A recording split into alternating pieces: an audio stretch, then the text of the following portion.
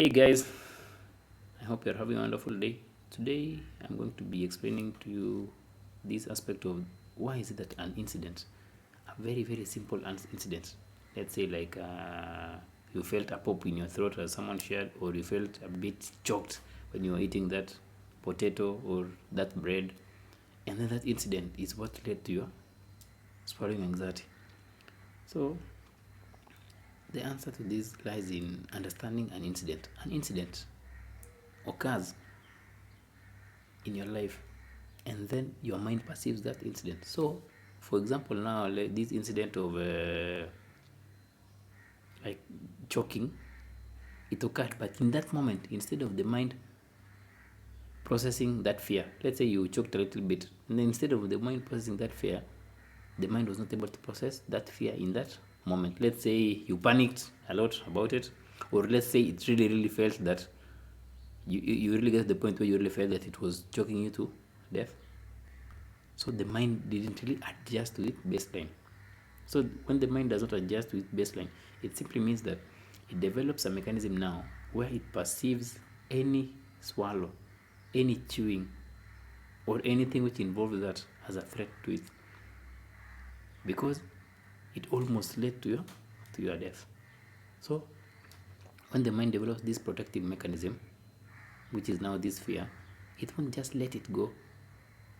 It will keep it because it's keeping you safe. So why is it that you bother yourself so much with doing a lot of scams, yet it started with an incident? That's the questions we need to be asking ourselves. It is an incident, and an incident is led to psychological fear. So that's why you may really end up doing a lot of tests, a lot of expensive tests, but nothing is resolving, because an incident which your mind recorded and led to unresolved fear. Now this unresolved fear is what's running the show behind the scenes. When you are trying to eat, when you're trying to swallow, when you're just trying to do anything related to swallowing, it is the unresolved fear which is running the show behind the scene. And it's running the show behind the scene so as to keep you safe.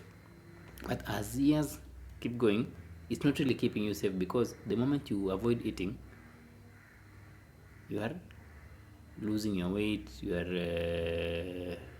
immunity is lowering, or just other things which are related to not eating healthy meals. But because the mind has gotten accustomed to this, and has gotten accustomed to this for a very long time, it will not just drop it. Because when your mind has gotten accustomed to something which is familiar and predictable, it will keep it because it feels safe.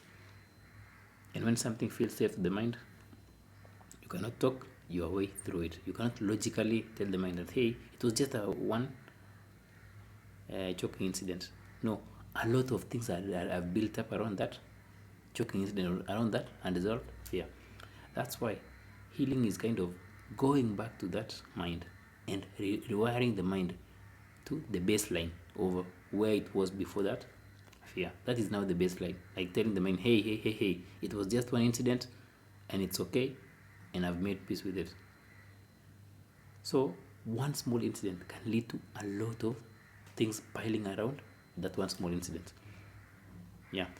And the other thing also as well is you need to understand is how many times before that incident have you choked a little? Let's say you drank water and then it went the wrong way.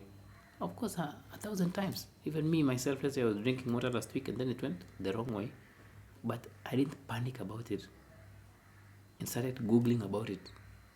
I just let it go in that moment. That's now processing the fear as it arises, because there are a lot of fears in your life which have not led to traumatic memories which you've processed.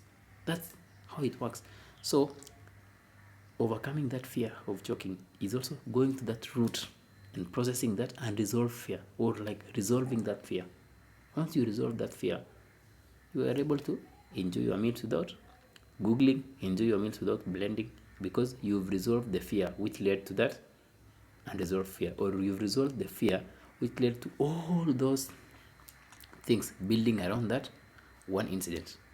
So a small incident can really have a huge effect in your life, but also by resolving that root, which is that small incident, it can also have a huge positive effect in your life. Hope that makes sense, guys.